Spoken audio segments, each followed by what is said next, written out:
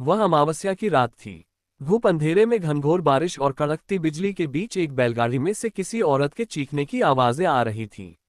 बैलगाड़ी में बैठी एक 6 साल की बच्ची अपनी प्रेगनेंसी में दर्द से चीखती मां को शांत कराने की कोशिश कर रही थी। और उसका पिता कभी बैलों को हाँकता तो कभी पीछे मुड़कर अपनी पत्नी को संभालने की कोशिश करता। रुको, ओह, अब और आगे नहीं जा सकते, समय हो गया है, दर्द से कराहते उस महिला ने अपने पति से कहा। उसके पति के चेहरे पर घबराहट और चिंता साफ देखी जा सकती थी।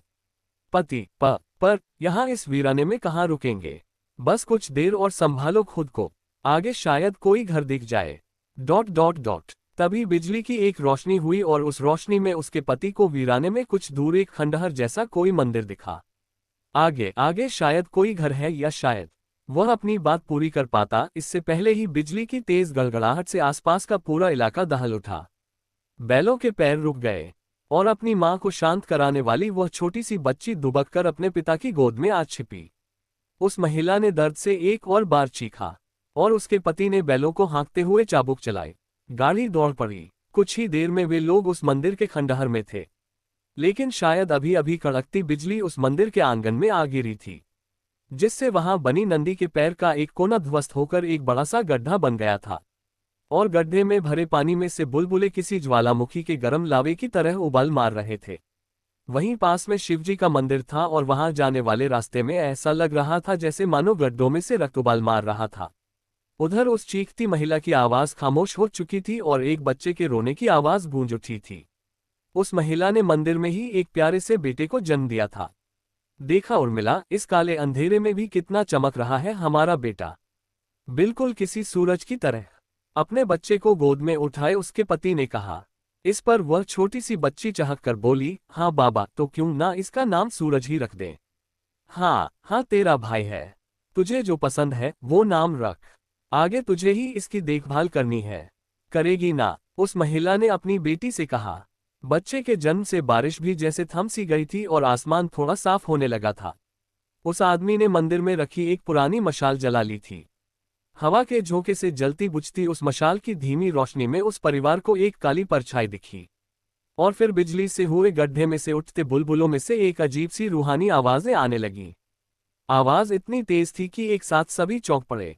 वह बच्ची अपने पिता की गोद में आ दुबकी और उस आदमी ने मशाल उठाकर उस आवाज की ओर रुख किया। ये तो, इससे पहले कि वह अपनी बात पूरी कर पाता, उस मंदिर से एक के बाद एक चीखें गूंजने लगी। फिर से आसमान में एक तेज गड़गड़ाहट की आवाज गूंजी और मंदिर के उसी गड्ढे में बिजली गिरी और कुछ देर के बाद सब कुछ शांत हो गया। अगले सुबह चरवाहों को मंदिर से एक बच्चे के रोने की आवाज आई। जब उन्होंने पास जाकर देखा तो उन्हें मंदिर में एक नवजन्मा बच्चा रोता मिला। उसके बगल में 3 लाशें पड़ी थीं, दोनों पति पत्नी और उनकी बेटी की। तीनों के शरीर का रंग बिल्कुल नीला पड़ चुका था और चेहरा सफेद, मानो पूरे शरीर का खून किसी ने चूस लिया हो। वही मंदिर के पास एक गांव था जिसका नाम था रेवती कानन। उस गांव में एक किन्नर समुदाय रहता था। चरवाहों ने उस बच्चे को किन्नर समुदाय को सौंप दिया और कहा, हमें आपसे आशा है माई कि आप इस बच्चे की अच्छे से देख रेख करेगी। शायद इस बच्चे के नसीब में यही दुर्भाग्य लिखा था कि उस श्रापित मंदिर में इसका जन्म होना। तभी उन चरवाहों के पास किन्नर समुदाय की मुखिया इन कौशल्या, जिसे सब माई कहा करते थे, आगे चलकर आए और उस बच्चे को अपनी गोद में लिया और कौशल्या के होठों पर एक मुस्कान आ गई।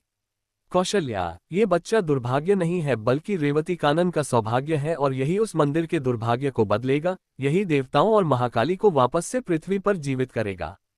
यही होगा रेवती कानन के और उस दानव के अंत का कारण। यही होगा रेवती कानन का नया सवेरा, उसका उगता सूर्य। इस घटना के 16 साल बाद दिल्ली के एक कॉलेज में एक 19 साल का लड़का अपने साथ -8 दोस्तों के साथ कॉलेज के गार्डन में बैठा था और एक किताब को पढ़कर सुना रहा था। देवताओं और राक्षसों के युद्ध में जब तारकासुर ने रक्तबीज को देवताओं के खिलाफ युद्ध में उतारा था, तब रक्तबीज की शक्तियां थी कि जहां जहां भी उसका रक्त गिरेगा वहीं से एक दूसरा रक्तबीज जन्म लेगा और रक्तबीज को वरदान था कि उसका वध किसी भी पुरुष द्वारा नहीं हो सकता। इसलिए पार्वती को महाकाली का रूप धरकर रक्तबीज के संहार के लिए उतरना पड़ा था। रक्तबीज के हर एक अंश को मार के उसका रक्त जमीन पर न पड़े, इसीलिए देवी ने उस रक्त को प्याले में भरकर ग्रहण कर लिया था। लेकिन कालांतर में रक्तबीज का रक्त कुछ तांत्रिकों ने अपने पास अपनी कामनाओं और संसार पर अपना वर्चस्व कायम करने के लिए उसे तंत्र मंत्रों की शक्तियों से रक्तबीज के अंश को जीवित कर लिया। बहुत से लोगों के दिमाग में सवाल होगा कि आखिर क्या देवताओं ने ऐसी गलती सच में कर दी कि एक रक्तबीज का अंश उन्होंने जिंदा छोड़ दिया। नहीं, बात तब की है जब रक्तबीज ने जब शिव की तपस्या कर रहा था और उनके प्रकट न होने पर उसने अपना रक्त शिव को चढ़ाया था, जिससे प्रसन्न होकर उन्होंने रक्तबीज को आशीर्वाद दिया कि जहां जहां उसके रक्त की बूंदें उसकी गिरेगी वहां वहां एक नए रक्तबीज का जन्म होगा और कोई भी पुरुष उसे मार नहीं पाएगा। इसीलिए उसके संहार के लिए आदिशक्ति को उतारना पड़ा था। लेकिन वह रक्त जो तपस्या के वक्त उसने शिव को चढ़ाया था वह वहीं पर रह गया था जो जमीन पर गिरा था। समय बीता और रक्तबीज को जब अपनी शक्तियों का उपयोग देवताओं के विरुद्ध किया तब महाकाली ने उसका वध किया। लेकिन रक्तबीज का वह रक्त जो तपस्या स्थल पर रह गया था वह तांत्रिकों के हाथ लग गया, जिन्होंने रक्तबीज के उस रक्त को पाताल से आजाद कर लिया और उसे अपनी शक्ति के अनुरूप इस्तेमाल किया। उस रक्त उन्होंने एक नए रक्तबीज का निर्माण किया और उसकी शक्ति से इस पूरे संसार पर और ब्रह्मांड पर अपना कब्जा स्थापित करना चाहा। क्योंकि यह रक्त उस रक्तबीज का था जो वरदान से पहले था, अर्थात उसे न तो पुरुष मार सकता है, न स्त्री, न कोई देवता। उसका अंत कहीं नहीं हो सकता, न पृथ्वी लोक पर, न स्वर्ग में, न पाताल में। लेकिन उस रक्तबीज को वापस से जीवित कर देना तांत्रिकों की सबसे बड़ी भूल थी। धीरे धीरे उस रक्तबीज में ऐसी अनंत शक्तियां समाहित होने लगी कि उसे काबू कर पाना मुश्किल हो गया था। उसकी इच्छाएं बढ़ती रही और लहू बहाने की उसकी इच्छा को कभी कोई रोक नहीं सका। धीरे धीरे करके उसने उन तांत्रिकों को अपना शिकार बना लिया और संसार में हर तरफ फिर से तबाही मचाने लगा था। चारों तरफ उसने फिर से हाहाकार मचाना शुरू कर दिया था।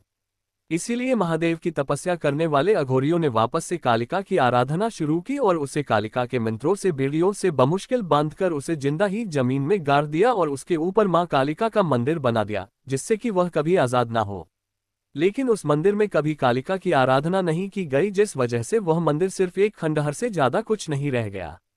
वहां महाकाली की मूर्ति तो है, लेकिन शायद बिना किसी आराधना के वह मंदिर अब श्रापित हो गया है, जहां जाने वाला कोई भी शख्स जिंदा लौटकर नहीं आया, क्योंकि हर बार रक्तबीज वहां जाने वाले लोगों के रक्त से अपनी प्यास बुझाता है।